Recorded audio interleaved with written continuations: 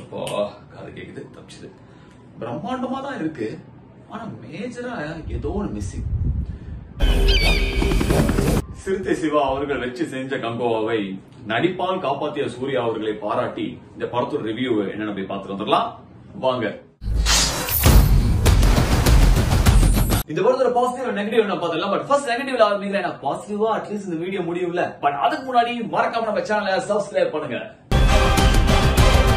Negative, ஒரு ஸ்ட்ராங்கான ஸ்டோரியே இல்ல, இமோஷனலா எங்கேயுமே கனெக்ட் ஆகல. பாபி டியோட பெட்டராவே யூஸ் பண்ணிருக்கலாம் நினைக்கிறேன்.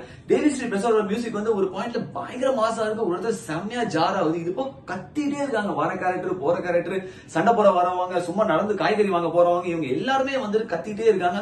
பயங்கர இரிட்டேட்டிங்கா இருக்கு. தலைவலி, மூக்கு வலி, காது வலி வந்ததுதான் மிச்சம்.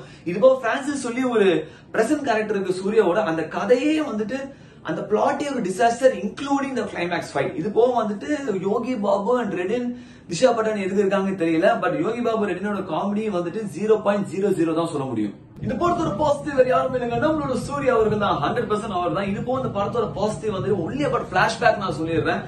ஆர்ட் டிபார்ட்மெண்ட் ஆகட்டும், colour tone of the movie, அதுக்கு பிறகு மேக்கப், காஸ்டியூம்ஸ், அப்புறம் ஜூனியர் ஆர்டிஸ்ட், மெயின் ஆர்டிஸ்ட், இவங்க கொடுத்த எஃபர்ட்லாம் வேற லெவலா இருந்தது. பிளாஷ்பேக் ஃபைட் சீக்வன்ஸ் எல்லாம் ரொம்பவே சூப்பரா இருந்தது. தேவி ஸ்ரீ பிரசாதோட மியூசிக் சில இடத்துல சூப்பராவே ஒர்க் அவுட் ஆயிருக்கு. இது இப்போ ஒருத்தரோட இன்ட்ரடக்ஷன் இருக்கு, அந்த பிளாஷ்பேக் பிரசன்ட் இன்ட்ரடக்ஷன்லாம் வந்து அதெல்லாம் பயங்கரமா இருக்கு பாக்குறதுக்கு.